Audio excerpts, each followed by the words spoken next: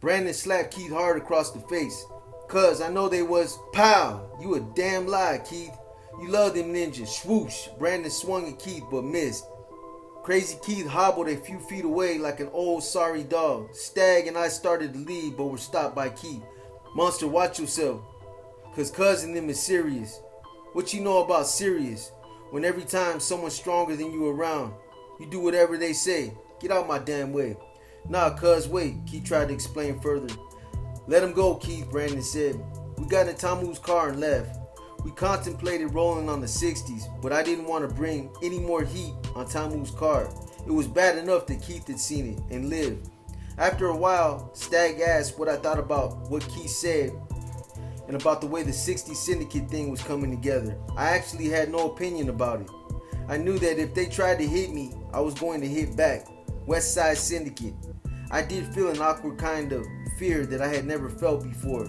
This stemmed from the fact that if it were true that they were forming some new union inside of Crip, and that my removal was in some way for the betterment of the Crip Nation, then there must be someone other than the 60s, the Raymonds, and the Harlems behind it. That was not their language. This was the language of older people, people I didn't know. That was a problem. How could I put up an adequate defense when I didn't know who was coming? Or worse yet, how they were coming. The previous night's maneuver was typical 60s, bungled. I could always outthink them, but if they were, as Keith had said, starting something new, the next group of shooters might not be 60s. Henceforth, creating a blind spot in my ability to predict what would happen. We gotta find out who is pumping this West Side Syndicate shit, you know, I told Stag. That's right, Stag replied. We should kidnap that fool Little Fee. His grandmother live off of 76th Street. Well, we'll see what's up. I dropped Stag off and went home. Tamu wasn't there. I peeled out of my combat black, took a shower, and watched the news. I dozed off on the couch. I was awakened by Tamu, who had Kianda in her arms. She told me to go get into bed so she could put Kianda in the couch bed. I stumbled to our room but couldn't sleep. Tamu eventually came in. Do you believe in God? I asked. Yep, she said, and then added, why would you ask me about that? No real reason. I propped myself up on my elbow. And what is your God's name? Name? I mean, what do you call him? God or Father, I guess. But I don't really get into names. I just believe in a higher power. Why are you asking me these questions? Do you know what Allah means? Isn't that the name of the Muslim God? No, it just means God in Arabic. Oh, because one of my mother's friends was a Muslim. I'm tired, very tired, I said, lying back on the bed and looking up at the ceiling. Well, babes, get some sleep.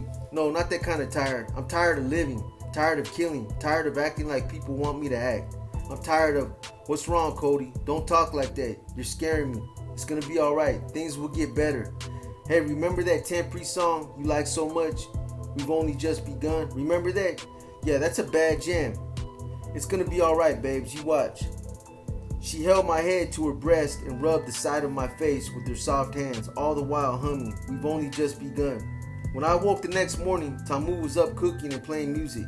The fresh, wholesome aroma of the kitchen coupled with Anita Baker's new song, Angel, made me feel good. The sixth sense of my melanin was catching some good vibes. Kionda came into the room and she and I talked a while. When I was in YTS, Tamu's mother had taught her how to say Ronald Reagan. When I was released, I taught her his third name, Pig. Now over and over she would say, Ronald Reagan Pig. And I would say, yeah, I finished playing with Kianda, ate, showered, and geared up. The phone rang. Telephone, Kody, it's Muhammad. Walaikum assalam. So are you ready to roll? Yes. Roll. Where? To the seminar? Damn, I had completely forgotten about that. Yeah, I'm still down. Grady said, I'll be over right now to pick you up. 30 minutes later, I heard his horn. When I got to the car, there was another brother inside who looked vaguely familiar. He introduced himself as Hamza. Hamza, yeah, that's right. I met bro in YTS on the first encounter during the Slave movie. We saluted each other as Muhammad pulled out into traffic. So what's been up, Monster? Muhammad asked. He always used my gang name, I believe, to make me feel comfortable. Even when he introduced me to brothers and sisters in the movement, he said, this is Monster Kody from A-Trace. He never downed where I was coming from and never made me feel ashamed. I must admit, though, that when he'd introduced me to the revolutionaries, I'd feel uneasy being announced as Monster Kody from A-Trade. Like most gangbangers, I felt that the revolutionaries wanted to stop gangs, which is seldom true. They want to stop gang violence, which is 90% black on black. And the way they try to stop it is to show that black on black violence is a result of white on black violence. I knew none of this then, but felt uneasy all the same. Ain't nothing up, man, just dealing with this madness out here. Have you read anything on Chairman Fred? Who? I asked, not catching who he meant without the last name attached. Fred Hampton, the brother in the Panther book. Oh no, man, I ain't read nothing. Been having a few problems out here, you know. Yeah, I heard. Someone told me you shot the street races up Sunday night. Either me or them. You gotta check out Chairman Fred. The brother was dynamic and strong, sorta like you. How old are you now? 19. Yeah, Chairman Fred was 21 when the pigs assassinated him, you know? Chairman Fred used to say, they can kill the revolutionary, but they can't kill revolution. They can kill the liberator, but they can't kill liberation. Ain't that deep? Pigs killed Fred because Fred was serious. Fred was hard as nails, brother. You should read up on the brother. You'll dig him strong. Yeah, I intend to, but lately, man, I've just been wanting to turn myself into the graveyard and sleep. What? Brother, it ain't never that bad. That's what the beast wants you to do. Check out what H. Rap Brown said. We are starting to realize what America has long known. And that is every black birth in America is a political birth. Because they don't know which one is going to be the one to raise the people up. Bro, don't let the beast pressure you into taking yourself out. You got a mission, remember that. Righteous. But still I felt tired, overburdened. Today, I know what that weight was, but then I didn't. It was my conscience struggling under the weight of constant wrongdoing.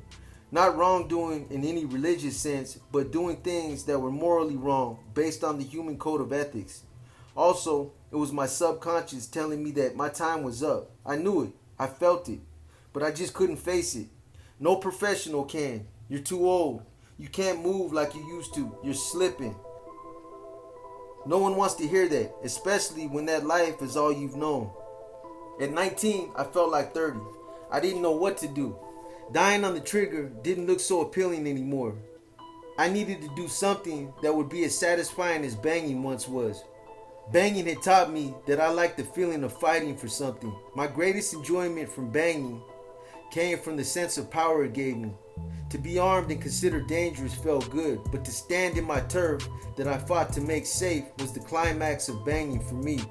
So I knew that whatever I did after banging had to involve fighting for power and land. When Muhammad dropped me off, I began reading about Chairman Fred Hampton from the Chicago chapter of the Black Panther Party. Just like Muhammad said, Fred was raw. Fred and 8 other Panthers, including his pregnant fiancée, were set up by an informant and ambushed in their residence. Fred Hampton and Mark Clark were murdered. The informant and Fred's killer were both Negroes. After reading about Fred, I really got into the book. On September 27, a month after the street race shootout, our door was kicked in by the soldier cops. They found a .25 automatic and hauled me off to the county jail. I was charged with mayhem and 2 counts of attempted murder. 3 people had gotten shot. One, little Eddie boy, had positively identified me while in the hospital. He was the mayhem victim. The irony of this was that he and his unit had come in the East Coast hood, sovereign territory, gunning for me. I defended myself and shot him in the ass in the dark alley as he ran away. Yet, he had positively identified me. I guess their thinking was, if we can't kill him, we'll lock him up. But he must go. When I got to county, I was immediately rushed to 4800, the crib module. Out of 18,000 inmates in Los Angeles County at the time, all wore blue jumpsuits except 150 Crips who were in 4800. They wore gray.